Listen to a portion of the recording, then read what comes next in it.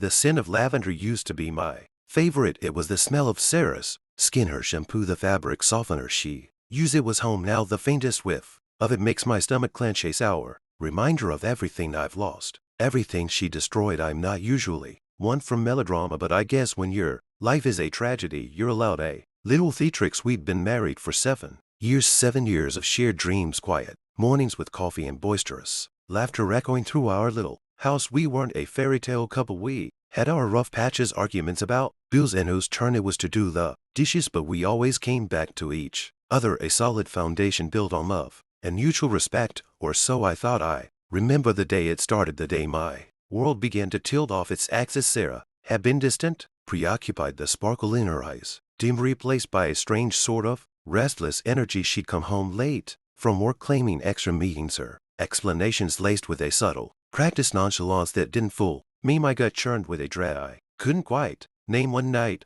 I found a stray text on her phone. It wasn't even a suggestive one, just an innocuous "see you later" with a name I didn't recognize, but the underlying current of intimacy, the way it Saturday on the screen, felt like a punch to the chest. I confronted her, of course, my voice shaking as I held out the phone. She denied it, called me paranoid, told me I was being ridiculous, but I saw the guilt flicker in her eyes, the subtle twitch of her lips, the micro expressions I come to know so well over the years. I started paying attention, really paying attention. I noticed the extra care she took with her appearance, the new perfume she wore, the way she jumped whenever her phone buzzed. I became a ghost in my own life, silently observing the unraveling of everything I believed to be true. I couldn't eat, I couldn't sleep. Every night I lie in bed next to her, the space between us feeling like a gaping chasm. I traced the lines of her face and the darkness, wondering who she saw when she looked at me, if she saw anything at all. I did some digging, a painful, agonizing process. Turns out the extra meetings weren't work-related. They were with a man named Marcus, a bodybuilder from her gym, all bulging muscles and a smug grin plastered on his face. In the few photos I managed to find online, the "see you later" text was just the tip of a very nasty iceberg. The messages were explicit, vulgar, even a shocking contrast to the woman I thought I knew. I learned about their clandestine rendezvous, whispered promises, and the sheer disrespect for our marriage laid bare in black and white. The knowledge was like a poison seeping into my bones, rotting away at the foundation of my soul. I felt a cold fury take hold, a quiet rage that simmered beneath the surface. I wasn't going to scream, I wasn't going to beg. I was going to make her understand the magnitude of her betrayal, the consequences of her actions. I started my plan subtly, methodically. I acted as if I was oblivious, as if nothing had changed. I continued with our routine, the morning coffees, the first smiles, the hollow conversations. I even went through the motions of intimacy, the touch of my hand on her skin, now feeling like a cold, detached exercise and performance. The only difference was I was watching every detail, every interaction, filing it away for later. I changed our finances subtly. I opened a separate bank account, started diverting money little by little, a drop at a time. I made sure my name was on every important document, every asset, while subtly removing hers. I consulted with a lawyer, understanding all the legal implications of her infidelity, the steps I needed to take. It was a slow burn, like the fuse on a stick of dynamite, leading to an explosive climax. I waited for the right opportunity, the moment when she was most vulnerable, most exposed, came on our anniversary. We were supposed to go out for dinner, celebrate our love, our history. Sarah had even bought a new dress, a slinky red thing that looked more like something she would wear for Marcus than for me. I booked a table at our favorite restaurant, the one where we had our first date. It was perfect, the kind of romantic setting that would make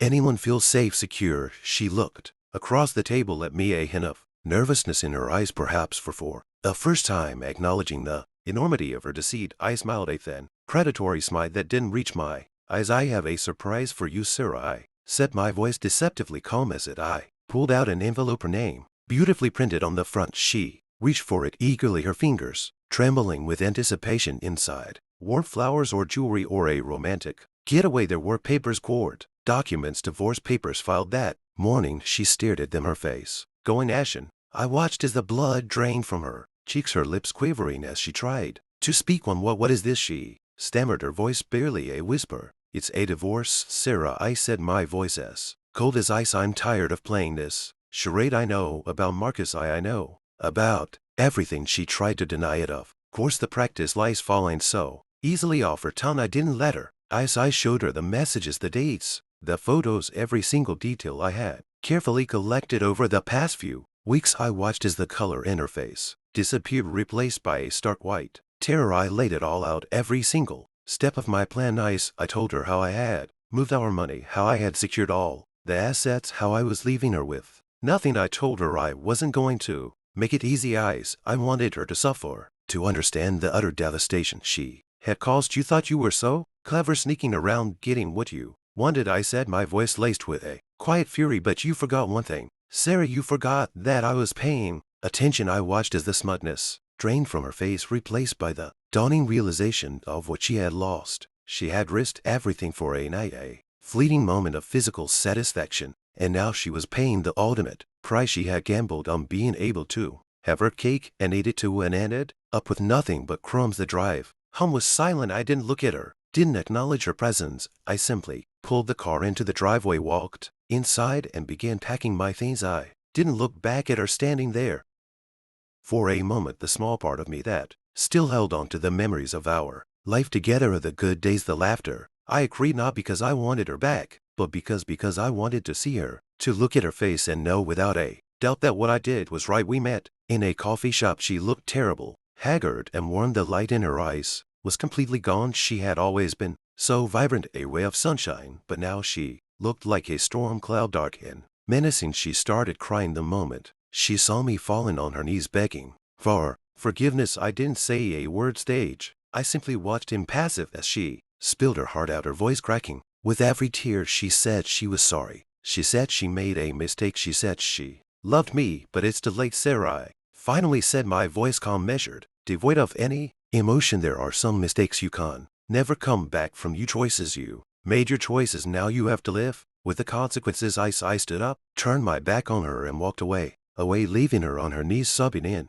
the middle of a crowded coffee shop. I didn't feel pity. I didn't feel remorse. I felt nothing but a cold, quiet sense of satisfaction. I had my revenge, and it was exactly as sweet as I had imagined it would be. Dead. The lavender smell still testament to the fact that some choices, some betrayals are unforgivable, and that sometimes the best revenge is not only living well but making sure the other person is left with nothing.